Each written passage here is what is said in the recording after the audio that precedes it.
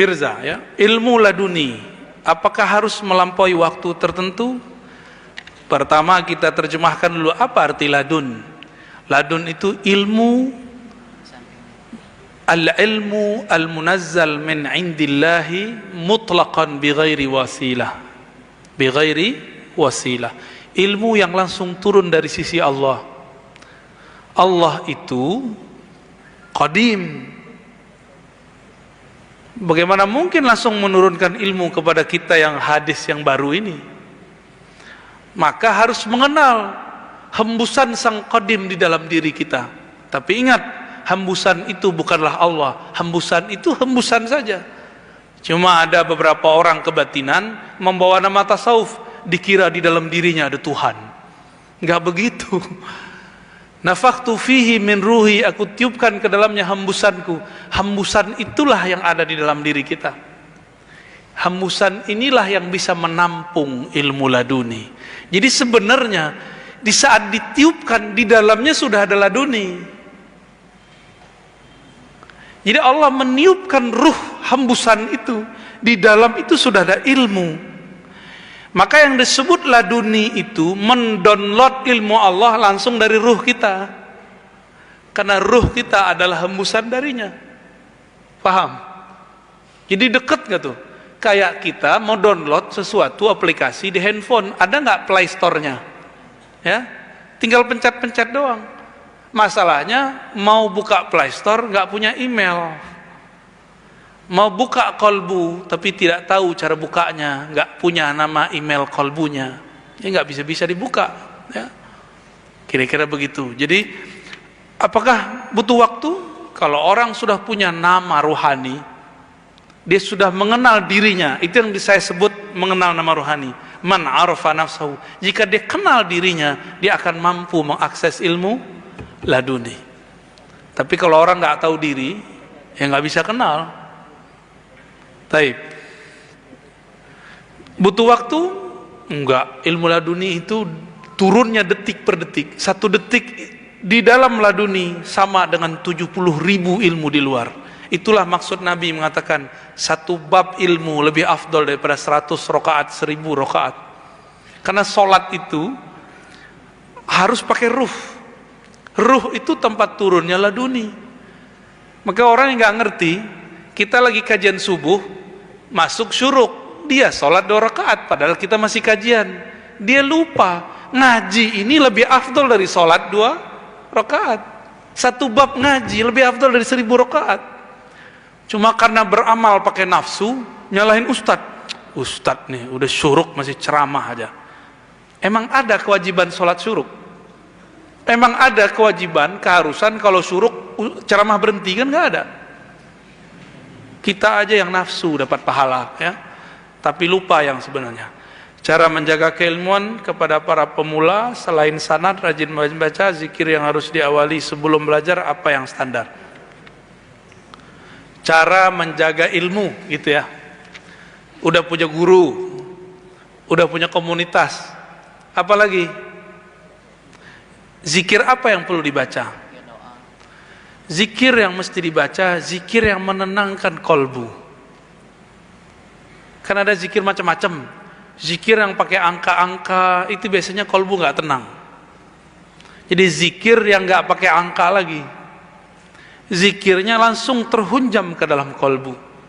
Zikir yang begini bisa membuat orang yang belajar bisa memahami sesuatu melebihi orang lain, karena kolbunya tenang. Orang yang tenang dapat menangkap sesuatu yang tidak ditangkap oleh orang gelisah.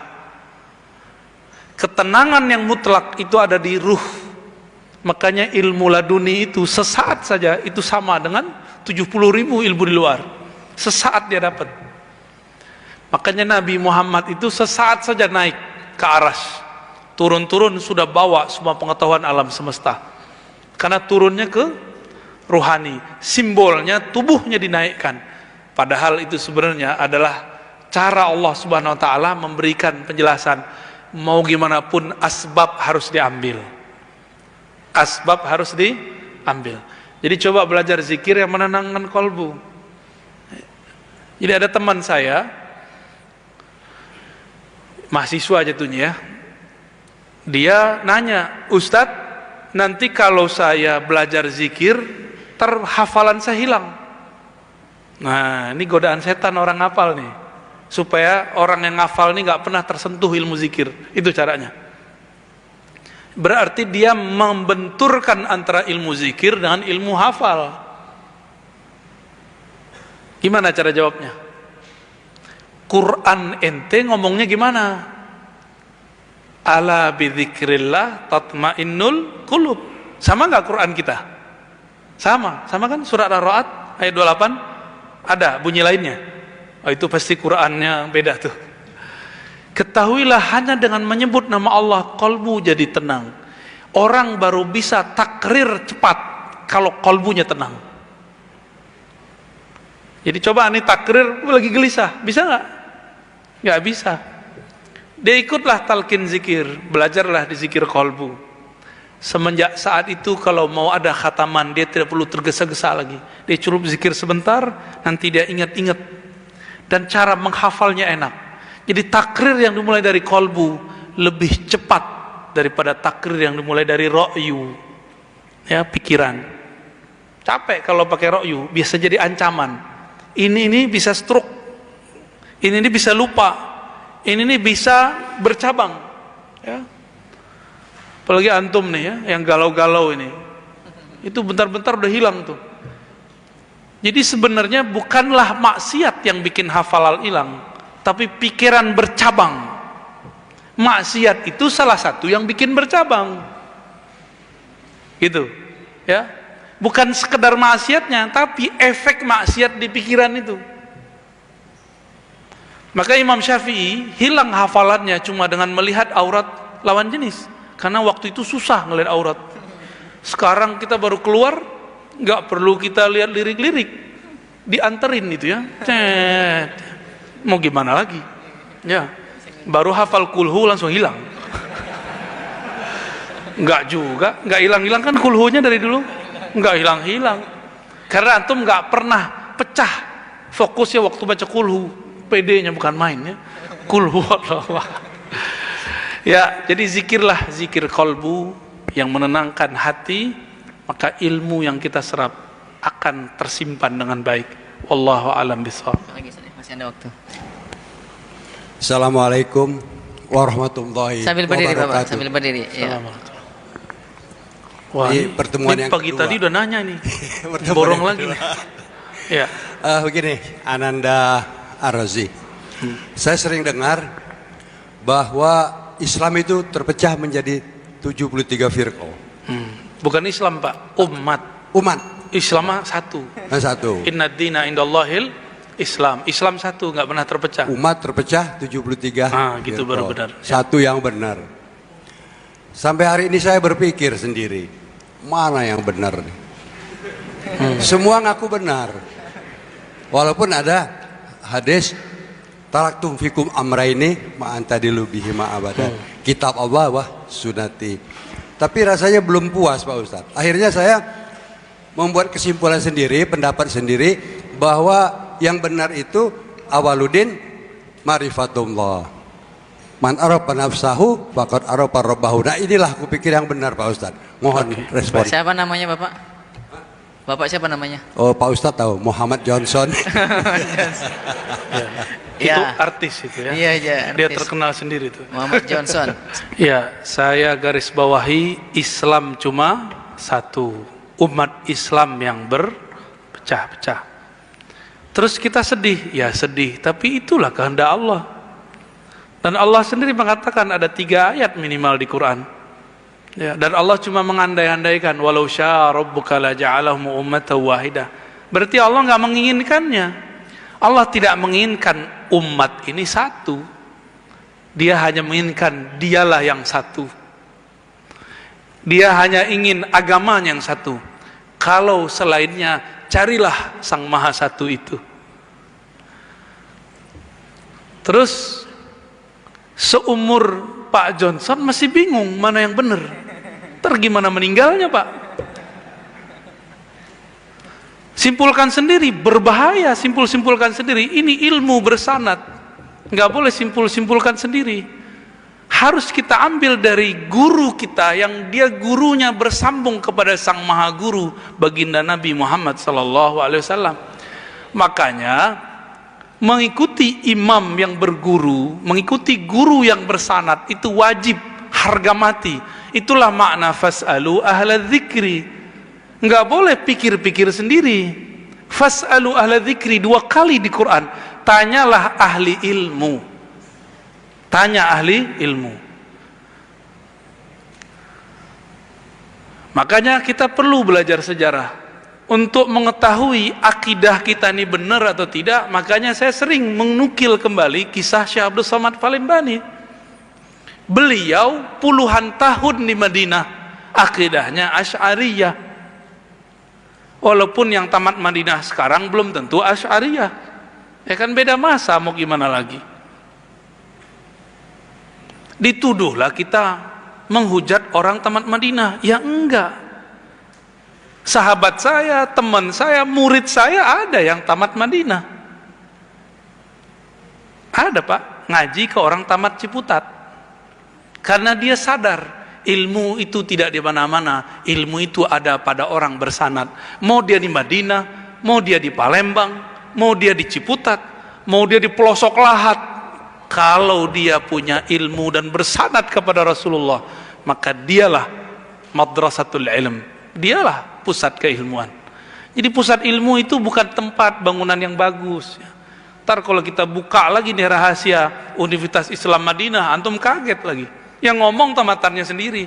Tapi nggak usah lah kita buka ya. Ntar tambah banyak yang kebakar ya. Ntar banyak yang suuzon sama kita nanti. Kita nggak ada benci sama siapa-siapa. Cuma dari tahun kapan mereka menghembuskan bahwa tamatan UIN IAIN itu liberal, benar nggak? Adil nggak begitu? Antum tamatan mana Tat? PTIQ. Ya dosennya kan dosen UIN IAIN juga. Ya. Ini banyak kan di sini ada kan yang ustad-ustad pasti tamatan UIN IAIN, Stein. Antum itu disebut pemurtadan, korban pemurtadan di IAIN, UIN. Itu tulisan mereka dari dulu. Kita diam-diam aja sih dari dulu, nggak ada yang mau nanggapin. Saya tanya ke rektor, saya tanya ke profesor, Prof, kok nggak ada yang balas? Ngapain balasin orang bodoh gitu kata mereka. Cuma ini mereka ini kan sibuk di alam akademisinya, ilmiahnya, nggak sempat bahas, nggak sempat balas. Tapi di akar rumput banyak orang bertanya, Ustadz saya nggak mau masukin anak ke UIN IAIN, kenapa? Liberal. Liberal dari mana? Emang liberal artinya apa? Liberal itu istilah ekonomi, bukan istilah orang beragama. Itu tuh jil. Jil, siapa yang bikin jil? Ulil Absar Abdallah. Dia sekolahnya di Libya. Gimana tuh? Repot nggak antum tuh? Tahu Libya? Libya Jakarta. Mahat bin Suud punya Saudi juga. Sekarang beliau sudah ganti haluan. Suka tasawuf dia ya. Gitu ya. Jadi jangan dipikir-pikir sendiri Pak. Kita carilah orang bersanad. Dulu siapa imam kita almarhum sini dulu? Kiai Nawawi ya. Ya kan nyambung nanti ke Kezen. Kezen kepada siapa ayahanda beliau? Muhammad Azhari apa Jauhari? Azhari. Terus ke atas kan nyambung semua. Nyambungnya dan porosnya semua ke ulama Madinah, ulama Mekah Madinah. Begitu aja putar-putar. Nanti ke Mesir Zakaria Al-Ansari, balik lagi. Begitu aja muter sampai kepada imam-imam kita itu. Jadi gini, Pak Johnson. Kalau Pak Johnson ini ngaku keturunan kerajaan Kesultanan Palembang, pembuktiannya gimana? Nasab. Sama. Kalau saya ngaku Ahlussunnah, saya tunjukkan nih nasab saya, ini sanad saya. Ngaku saja Ahlussunnah, ngaku saja salaf, tunjukkan aja sanadnya. Mereka kan tidak hormat ke ilmu sanad, malah ngejek ilmu sanad. Itu aja sudah gagal. Ya, gimana mau bisa paham? Ya, sanad tuh nggak penting. Yang nggak penting itu ketika bersanad cuma ngambil ijazah tapi tidak ngambil ilmunya. Kita sudah ngerti semua. Ustadz-ustadznya lebih paham dari antum lah. Sanad itu ada sanad ijazah tabarukan, ngambil berkah. Ada tafakuhan, ada mendalami, maka disebut riwayat dan dirayat. Ngerti semua kok mereka ini. Ya,